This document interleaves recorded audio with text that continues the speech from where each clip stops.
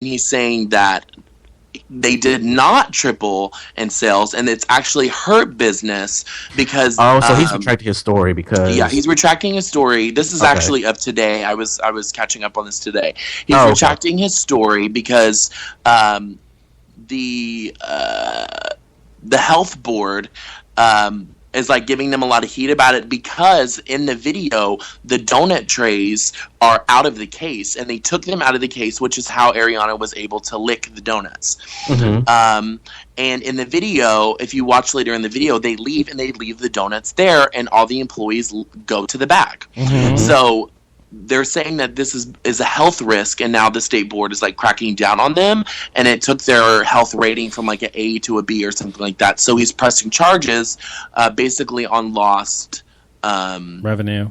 But I wonder why he was saying in the beginning that his sales have increased if that really isn't the case. I don't know. Maybe it hurt his case. It hurt his case. This is the biggest story right now. It hurts his case to say that they've tripled. Then it helps his case to say that they've gone down. So that's why he retracted it. Yeah, because that's just I don't know. That's just strange. Shady.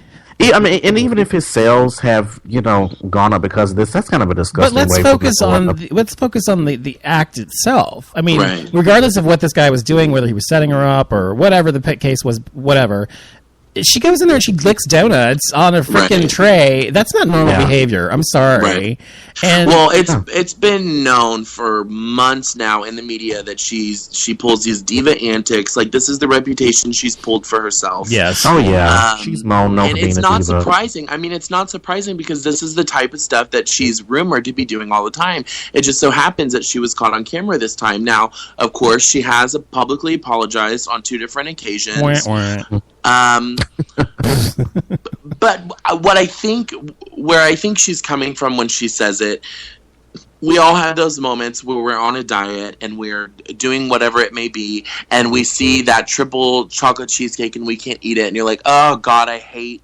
So I buy it, I eat a bite, I throw the rest away or give it to someone else. I don't lick the fucking thing. I mean, come on. Well, and I don't know if you've seen the video, but what she's saying is she's pointing at all the donuts and she says, oh, what the fuck is that kind of donut? And the donut lady tells her, and she goes, oh, God, I fucking hate Americans. Because we're all fat. It's so fattening and disgusting that this is the type of culture we have, which is what it sounds like where she's coming from, however highly inappropriate. Again, I agree. What kind of things do you say when you don't know when you're on? I don't say that.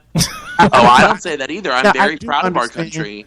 Yeah, I do understand where she's coming from when she says that. I do too. I hate America because the donut was so fattening and disgusting, whatever the case may be. But it seems like the media kind of took off and ran with that particular phrase just because I hate America. I mean, I know I hope she doesn't. No, and I don't believe she does. I don't think that, and that's what you're saying. I think I agree with you, Jason, because I think that for me, it wasn't about her saying I hate America, because I got what she was saying. I understood her point. So I don't think she really hates America. What I was disgusted by was the fact that she just licked the donut. That's my whole thing. Yeah. That was my main thing, too. Yeah, obviously that's extremely childish and disgusting. And in the video, it looks like, because they both lick it, it looks like it was like a little dare thing, and then they giggle it off and whatever. Right, exactly. And it was also weird that the people in the background were, like, laughing as if, like, there were people, like, waiting, to take their orders. Yeah, it seems like they were all, like, together, though. They probably were. That's strange to me. I mean, these are people that she doesn't know, obviously. And, they all were, like... I think they were. It was just weird. I think they were together, say something?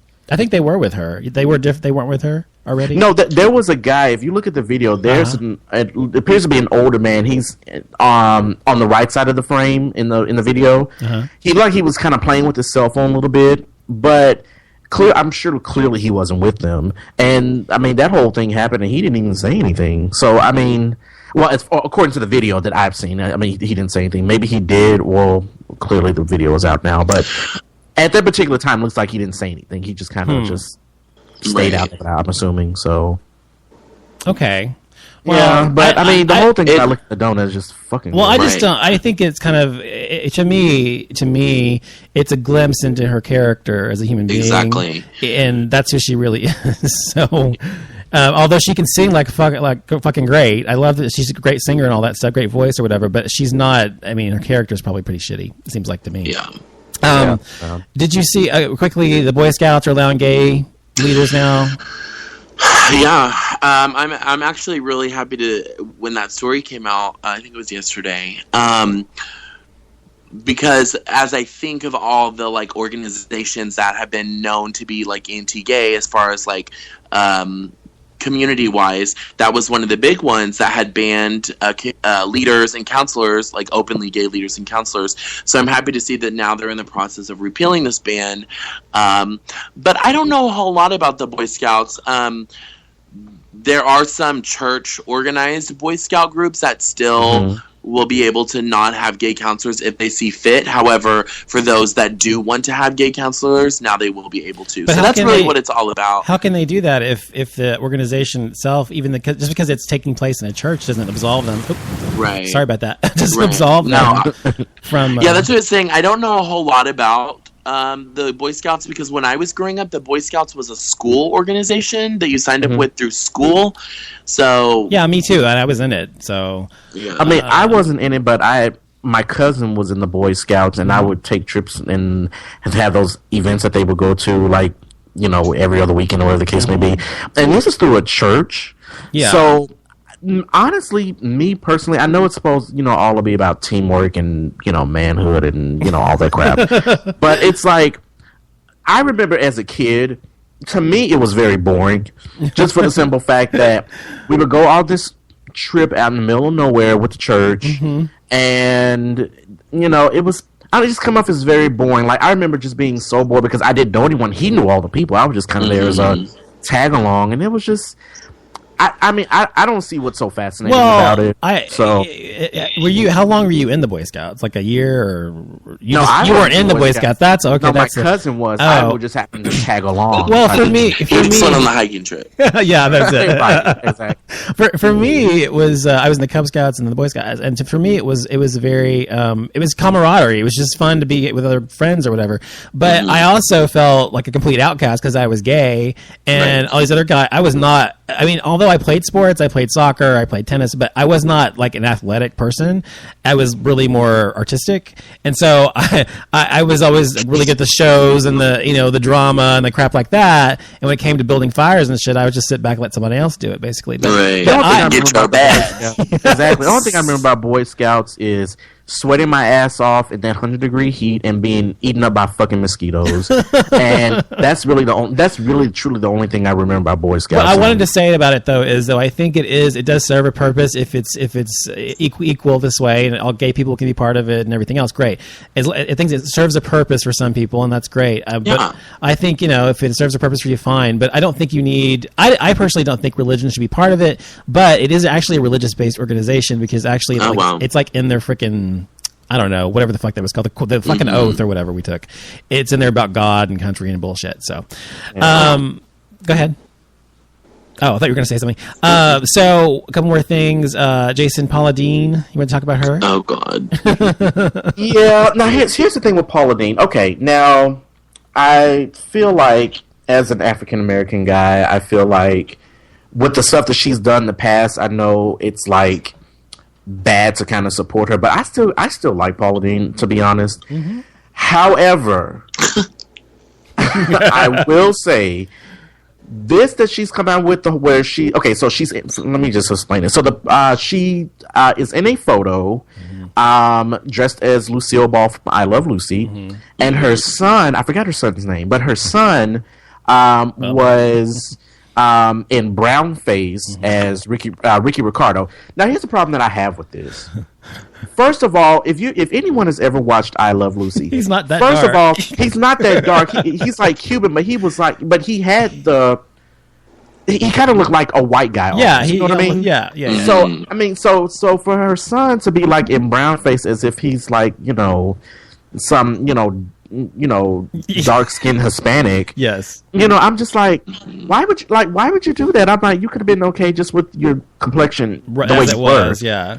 But just that whole thing, and I'm thinking to myself, Paula's already tried to redeem herself by saying that, you know, she's already apologized for what she's done. But you do know that picture that type was of old, thing, right? But then she comes out and does this shit, and I'm just like, Paula, you're just deeping yourself into you're just digging yourself deeper into this hole. The actual picture was actually old. It's like 4 years old. Yeah, before she ever got in trouble with the whole N-word thing. So but the problem was that her publicist published it on her Twitter or whatever it was on, or Instagram or whatever it was on recently. And so she fired her for doing that because the person obviously is a moron. I mean, if this and the caption was, "You have some splaining." Yeah, that was even worse. That was horrible. That made it not. Yes. But my thing is, if this picture was taken 4 years ago, then why is the publicist just now doing? Is this like some type of? I don't know. That's what I was wondering. I don't know. What do you think her motive was? Maybe she doesn't like her. Maybe she was intentional to get her in trouble. Or maybe she was just trying to stir up some shit. Maybe. I mean, that could be it too. Because maybe she had an issue with Paula. I don't know, but that's just like saying squash some beef with someone, and then 5 years later you post a picture of some shit that happened 5 years ago. I don't know. It's kind of strange to me that her publicist would do something like this, especially over a photo that's old. But I don't know. I'm more than sure that everybody on her team has been coached through PR on what to post and what not to post on social media, and I feel that the person who was in charge of this social media account knew what they were doing. I feel like it was a plotted move, a vindictive one, and do I know for sure? No, but my conspiracy theory is exactly that, because we've seen over the course of the last few months Paula Deen pave the way to try to redeem herself in her career. Why on earth, if everybody on your team knows that you are in a cohesive effort to redeem her career, would you post this photo? Know that that's fire. That's what I'm saying. I mean, anybody with common sense would have known. So I think that that was vindictively posted. It must have been, unless she's just a complete moron. I mean, basically, she should be a moron. Did you? Janet Jackson. Do you guys like Janet Jackson? Wow. What's the deal with? I love the song "No Sleep," but I've heard that it's getting very little airplay and no one's really into it. I love the song. I like it. I don't love it, but I like it. I love it. I don't too much care for the song. Yeah. Well, because my Janet is like feedback Janet, like discipline Janet. Oh, please. That's like the real Janet. The real Janet is from Control. Thank you. I know, but I'm saying like when I discovered Janet. I know, I'm just kidding. It's different. It is different. But I do admit that I'm sure that her team, because Janet is known as a pop artist, okay? Yes. But I think kind of R&B, this particular track, it has more of an R&B feel to it. Mm-hmm. Right. And because I remember going back when she came out with the her album Demita Joe, that was more of an R&B track. And I remember was R&B album. And I remember at that particular time, her sales kind of dipped a little bit because she had a lot of R&B tracks on it. Right.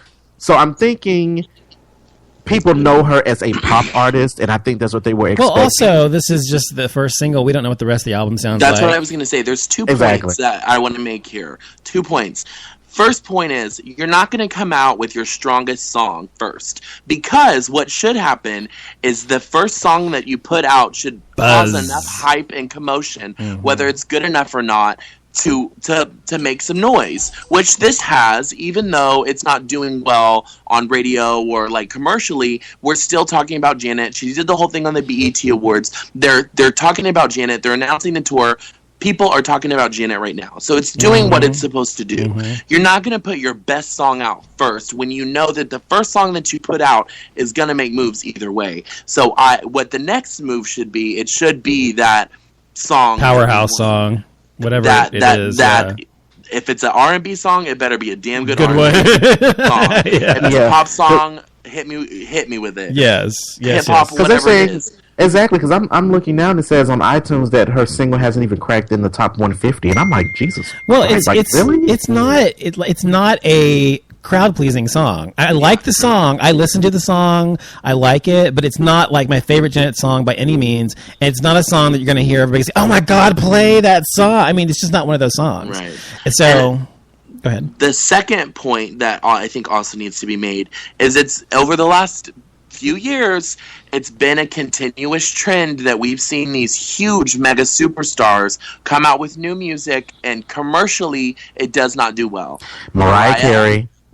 Oh my God, tell me about Jennifer Lopez, Yeah. Britney Spears. I mean, I could go on and on. These huge international pop stars, but they just don't do well commercially with their new music.